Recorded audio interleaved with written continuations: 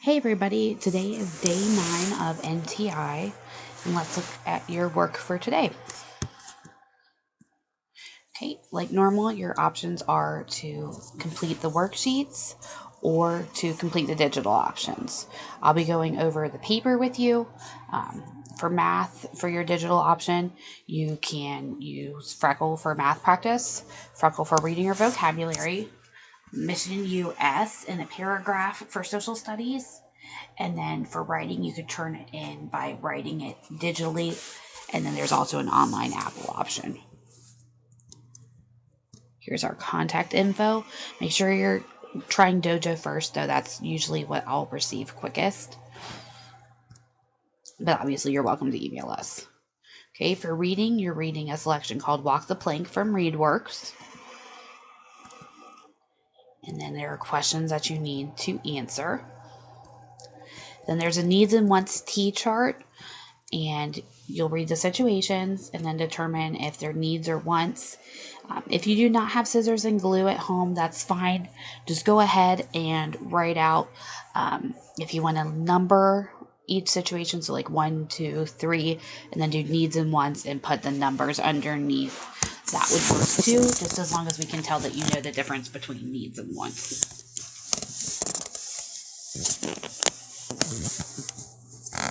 Then let's see here, we got a couple blank pages.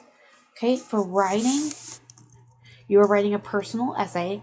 It says many people think that if they get in a fight with their friends, it's okay to stay angry with them. Think about whether or not you agree with a statement. Write your opinion about this big idea.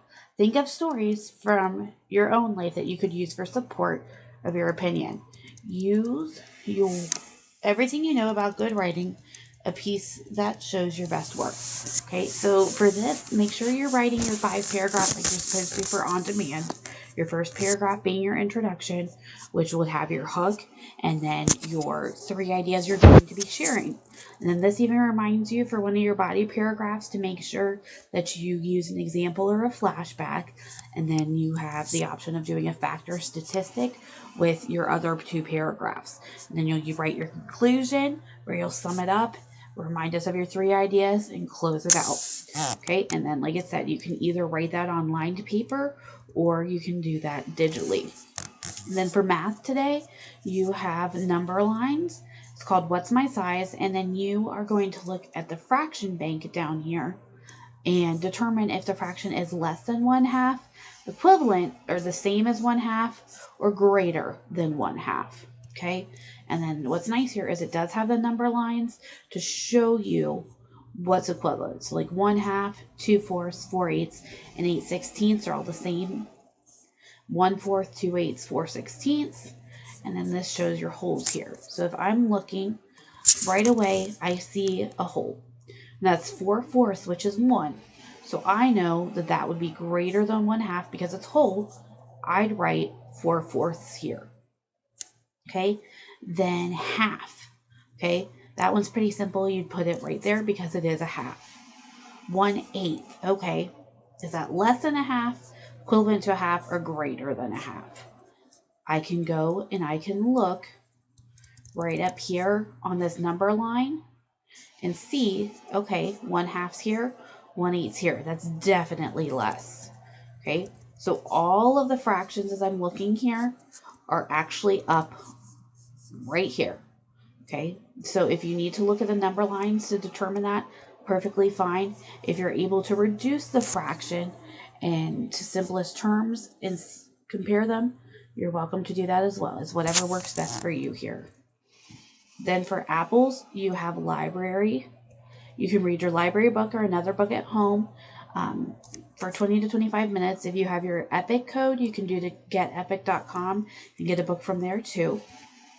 You're also welcome to look at magazines or newspaper as long as you're reading, we're happy. Okay? Make sure you write down your title and author. Let us know if it's fiction or nonfiction, and then the genre. If it's fiction, you're writing a summary of what you read. Make sure you talk about the characters, setting, and plot. Or if it's nonfiction, a magazine or newspaper, write down 5 fun facts that you learned.